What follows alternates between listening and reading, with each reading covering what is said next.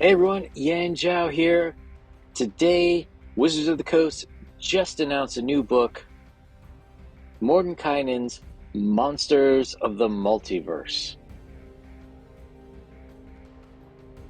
Monsters of the Multiverse is a new book which completes a trilogy of new D&D 5e rules expansion set. It's going to be part of the 3-book gift set with the previously released Xanathar's Guide to Everything, Tasha's Cauldron of Everything, and for some reason they didn't call it Mordenkainen's Monsters of Everything.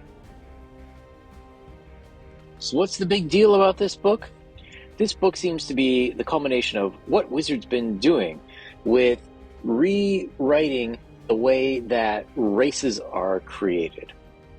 Now, originally races had very hard stats. You would have alignment, orcs are evil, etc., etc. This has fallen out of favor. Rightly or wrongly, or perhaps done rightly but expressed in a very poor way, these changes have been quite divisive in the D&D community. And what it seems like from the new Mordenkainen's Monsters of the Multiverse is that Wizards is trying to make almost every race of creature that has ever existed in the D&D universe become playable. They promise to have a lot of new tools for DMs to allow players to make these more fantastical characters. Now, is it wrong that people want to play new and unusual creatures in their fantasy entertainment? I say, in and of itself, no, but does it really create a dilution of when everybody's something special, nothing becomes special? That's something that remains to be seen. Some of these changes seem to be in order to make the game more streamlined. So, for example, Jeremy Crawford talks about how they've changed the way that monsters do spell casting. They had thought that, well, monsters were a little bit overwhelming for DMs to use, and now with the new way that they've done it, it becomes easier. And one of the ways is that monsters tend to have these spells as more of innate abilities, as opposed to having them ranked or ordered the same way that a player character would. In addition, they've gone and changed some of the text blocks in how you would play some of these creatures. One thing that they say is that the CR rating, which you use to determine how strong a monster is going to be versus a group of players, it worked well if the DM happened to play the monsters in a very specific way. So now they've gone and rearranged it, and it's a little bit unclear to me whether they're specifying the specific way that you should play the monster, or if they're giving the monster more open-ended abilities that allows the DM to play them in different ways and not have them fail. There's nothing worse than having a BEEG and having your players kill it in the first or second round. That's disappointing for everyone.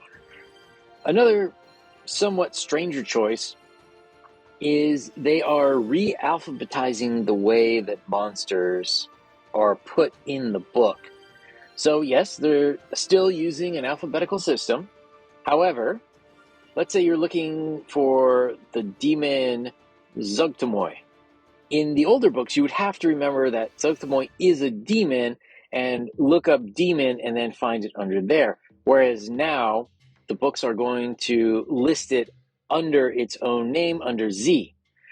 Now, this is a little strange, and Crawford does also say that in future releases of the core rulebooks and DM guide and I believe monster manual, they're also going to re-alphabetize them this way. I don't really understand what the need is. Can't you just make a new index page? Isn't that what everybody does? Like in the table of contents in the beginning, you have a section for demons. But if I wanted a specific demon, I would go to the index and look there, like in every other book on the face of the earth. Is that really even worth mentioning? I don't know. That's like saying, This time we really took out all the spelling mistakes. Well, the area which I'm sure will end up being most controversial is the addition of new races and characters. So, for example, Crawford once again goes on to say, one of the most delightful ones is the Dolphin Delighter, a Fey dolphin. When I was putting together the dolphin page for this book, I realized dolphins in the game had often been associated with seals, which are also in the book, along with other Fey aquatic folk. We finally introduced a telepathic, teleporting Fey dolphin. Now, I'm all for choice. Choice for the DM, choice for the players. Was anybody really out there advocating for a telepathic, teleporting Bay Dolphin? I think maybe it was one of Jeremy Crawford's friends, at one of his home games, like, hey, wouldn't it be cool if we did this? And then all of a sudden, Crawford has to put it in a book.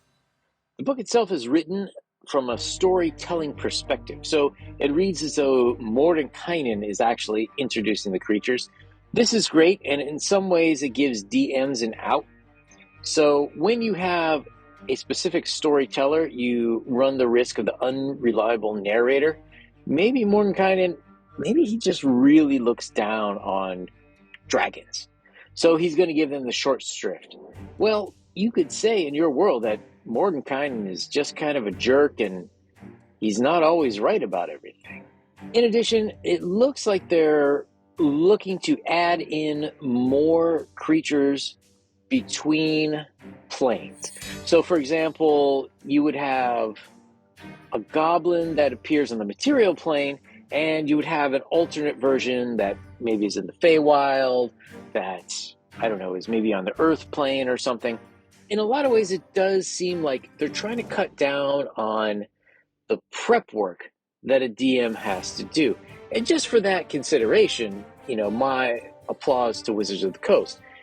DMs do have to put in a lot of work in order to make these things play well. You can't just pick up a book 15 minutes before you're going to start to play. You have to figure out characters going to work together. Is the CR rating correct? Do they fit in the right theme? Something to help streamline the process for DMs is quite appreciated. Whether they're doing a homebrew universe or even using some of these pre-made books that Wizard sells, pre-made adventures. Now, the big question is, what does this mean for the next set? D&D 5e is just about 10 years old, and some people would say it's getting a little long in the tooth. So does that mean we're soon going to get D&D 6e, or we're soon going to get the fabled D&D 50th Anniversary Edition? It's really hard to say what exactly Wizards has up their sleeve, but it does seem as though they are trying to make a bit of a continuity between this version of D&D and whatever it is that they make next. Now, how can you expand those core rules? I don't know. Sure, you can add a lot more adventures. You can bring back some of the classics, Spelljammers, Dragonlance. They're never going to bring back Oriental Knights, but they really should. And this kind of leads to a question: if I invest in this book, is it going to be obsolete in another year or two? I don't know. I think it's something that we'll all have to take our chances with. Now, is this book going to be worth buying? I don't know. I think it might be. If you're a DM and you want to have more made-up races or more ability to create hybrid races, it sounds like this book just might be your thing. Wizard of the Coast has announced that the expansion gift set, which is the 3 books, will be available from January 25th, 2022. Now the question is that when you can order it, or is it actually going to ship? Monsters of the Multiverse will be available separately in digital and physical formats from May 17. Having such a long spread kind of makes me think that the gift set that you buy in January won't actually be available until May. I could be wrong for sure, but considering a lot of us who have been playing 5e for quite a while, we already have one, if not both, of those books. All right, so what do you guys think? Are you looking forward to Monsters of the Multiverse? What are you looking forward to about it most? Or is this just more frippery from Wizards of the Coast that isn't really going to affect you and your gameplay at all? Leave a comment down below. If you liked this video, or you didn't, still give it a thumbs up. I could really use the likes, and subscribe to the channel. We'll have more D&D content, comic books, especially indies, and more TV and movie reviews coming up.